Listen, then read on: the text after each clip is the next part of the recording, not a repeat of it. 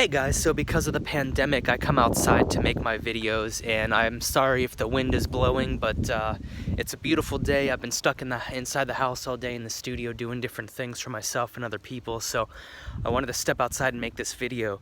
To jump right into it, basically people are addicted to tips and tricks. They're addicted to content. And if you only want to watch the first 30 seconds of this video, that's it right there. Be careful about being addicted to content and addicted to tips and tricks. What I'd much rather you see, and I'll get into the story in a minute here about why this actually matters, so for the people that stick around, you'll actually benefit from this, but what I see a lot is, I had a guy come to me for mastering, and sometimes as a mastering engineer, all you can do is send them the track back and say, there's nothing that I can do for you. So, that was the case here, and I could have squeezed maybe another decibel or two out of his track. It just wasn't going to matter. It wasn't necessary. And what I told him though was, although I really can't do anything for you, I can't, really master this track because it really kind of sort of already is, and I think he knew that. What I can do is tell you that you're on the right track and that you should keep going. And I'll even venture to potentially break the internet in my own little way by saying anybody who's actually completing full tracks is winning and is going to be okay and should keep going. So the reason why I say that is because a lot of people are so addicted to YouTube content of quick, digestible tips and tricks. But then the problem is, and a lot of people won't like to admit this, but it's so true, then the problem is, like a year or 5 years goes by and you realize, I've got all these amazing tips and tricks, I've got all these amazing plugins, but I just don't even have a music library. And not having a music library is fine if you don't want to be a DJ producer. If you're just somebody who wants to own Ableton or FL Studio and just check out the millions of equalizers and compressors and see how they interact differently with the same kick drum and understand the differences of them and the scientific theory behind it, that's fine.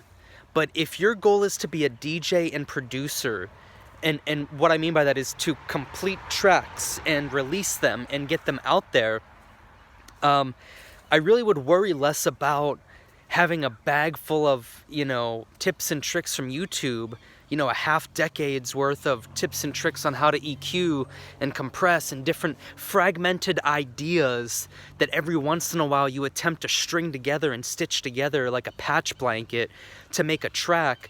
Well, don't do that, just make a track. And so I'm not saying don't rely on tips and tricks, but basic audio production, at least for 90% of the world until you break a certain level, which is where I'm at right now, is more than enough. And I'll say it again, basic music production, the basics of it, the basic skeleton of it is more than enough for 90% of people.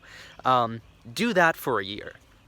Then look back on your music. Do you hear the birds right now? It's so beautiful out here. But anyways, do that for a year.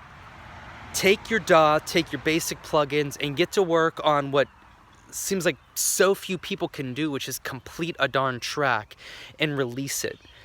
That is going to be so much more beneficial to what most people actually say that they want to do, and that sort of gets into another thing. Do you believe what you say, and do you actually want to do what you say you want to do, rather than just spending years on YouTube looking up tips and tricks that are just fragmented. They're great in isolation. It's sort of like in mixing, how you can make any element, let's just say a bass line, sound great alone. But if you take that bass line and you unsolo it and you put it in your mix with everything else, it may not sound as good as if you just did a way, way, way less while mixing it in the actual arrangement with everything else going on around it. So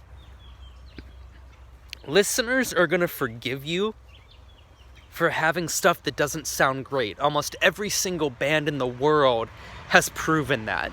The problem is the EDM community sort of really hasn't gotten there yet with like forgiveness to things. If I go back and listen to some of my favorite bands, like their first album doesn't near have the budget that their latest albums do. And I mean, you know, not that these guys are my favorite band, but I like them.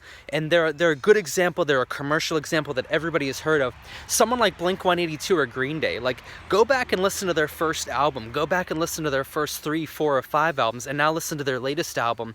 The production quality is totally different on it.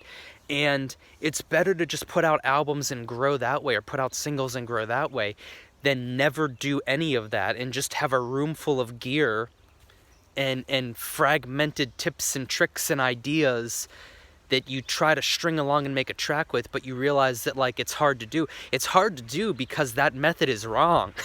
It's much easier just to get to work, take my 30-day power production course, and follow along with basic plugins, and let the track be what it is. The track doesn't have to be everything to everyone. Just let it be what it is. Let it be what it is. Let it breathe, let it live, let it stand on its own, and just take it from there. So I hope that helps you guys, and I'll see you later on. But for now, more importantly, go get to work on a track. Go take the 30-day power production course. It's free. I literally am not selling anything.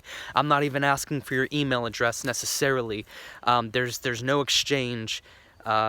Anyway, if you wanted to sign up for my email list, or if you want to follow along with my 30-day power production course with a friend, so that way you have some accountability, or if you would like to share my content with a friend, I would greatly appreciate that, but you don't have to.